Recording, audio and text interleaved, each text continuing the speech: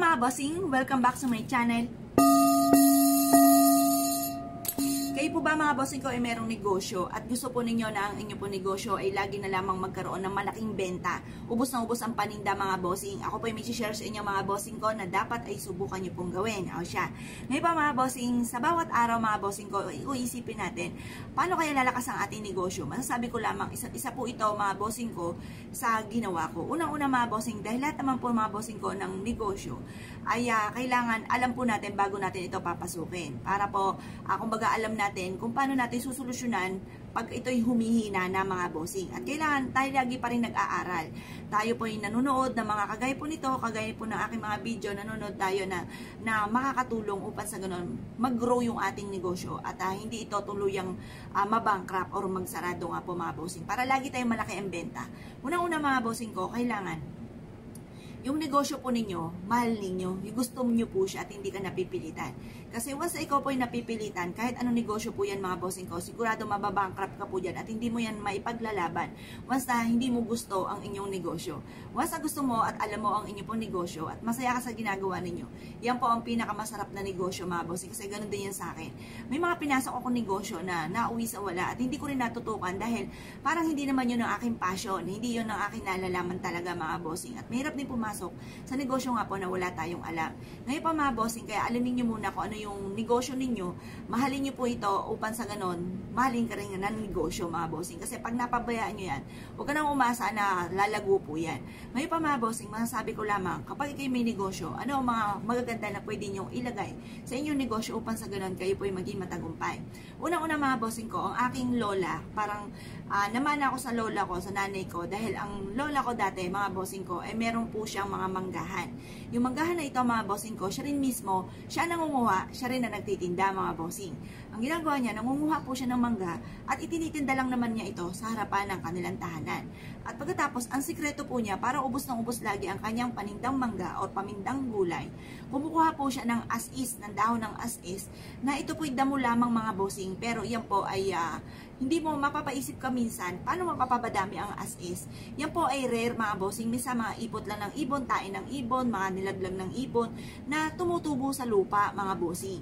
Kaya minsan mapapaisip ka, punta ka sa may garden kung merong as-is na puno, wala. Yan po ay damo lamang po kung ituring mga bossing ko ang as-is. Pero ito po mga bossing ko, yung mga lumang as-is, namumunga rin po yan. Yung bunga nito mga bossing ko, yan po ay nanlalaglag at yan ang maaaring maging binhi mga bossing ko ng as-is. Yan po ay swerte. Yan po ay kung halimbawa meron kang ganyan, maaligas-gas po yan.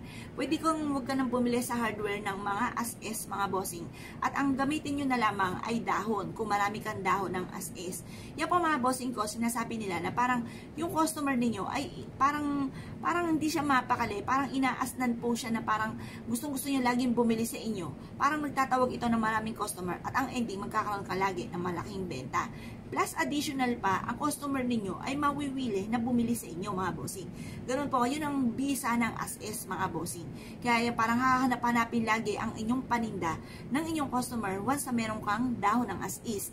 Kaya kung ikaw po mga bossing ko ay merong negosyo at gusto nyo na lumakas ang inyong negosyo, pero bukod po sa, yun nga po mga bossing, kasi minsan, halimbawa, nai-enjoy ka sa negosyo nyo dahil ito ay malaki ang kita. Paano na pag dumating mga bossing ko ang panahon na hindi na ito kumikita? Parang tatamarin ka na dyan mga bossing, bibitawan mo na yan. Dahil hindi rin yun nga, yung passion po ninyo. Kaya kailangan, ako po ay nire-recommend ako sa mga nagtatayo na negosyo na yung passion nyo ang inyo pong, ang inyo pong itinda. Kagaya ko po mga bossing, mahilig ako sa mga pampaswerte. Yung mga pampaswerte mga bossing ko, ang aking pong ginawa mga bossing ko na negosyo mga bossing. Kasi dati kagaya ng kinuwento ko nga pa sa inyo, nagkaroon kami ng 1.5 ng anak ko. Napumunta pa kami mga bossing ko sa Quiapo. Pagtapos, dun po mga bossing ko na-amaze ako, kada makakita ko ng mga pampaswerte at sabi ko palang araw bibili rin ako ng ganyan. Talagang gustong-gusto ko po siya, parang hinahatak po nila ako mga bossing. At talagang mahal ko talaga ang mga pampaswerte. Kasi ito lang din po dinagdag ko sa buhay po namin at yun nga po hindi ako makapaniwala sa mga blessing na dumating. Kaya masabi ko lamang kung ikaw yung magninegosyo para mas maging matagumpay kayo, yung gusto nyo, yung negosyo po ninyo at talagang ikaw po ay naniniwala at positibo sa buhay na makakamit nyo yung mga pangarap niyo at magiging matagumpay. Hindi nyo masusukuan kapag gusto nyo po yung inyong negosyo. Dahil lahat naman ng negosyo ay dumadaan sa pagkatumal kasi ang negosyo may malakas, may mahina. Ngayon, kapag mahina po at hindi nyo talaga siya gusto, hindi nyo siya may paglalaban mga bossing. Hindi nyo siya, kumbaga, mawawala ka agad ng pag-asa. Pero kapag gusto nyo yung negosyo po ninyo mga bossing, mag-iisip ka lagi ng mga pamamaraan para mas maging mag-grow pa ito at laging malaki ang benta. At yan ay may isa sa may papayo ko sa inyo mga bossing, na magkaroon kayo ng dahon ng as-is or puno ng as-is mga bossing. Pero meron kaming puno ng as-is. Kaya kung nais po na mag-avail, ay tumawag lamang po kayo sa nag-iisang contact number namin na 0948-788-9806.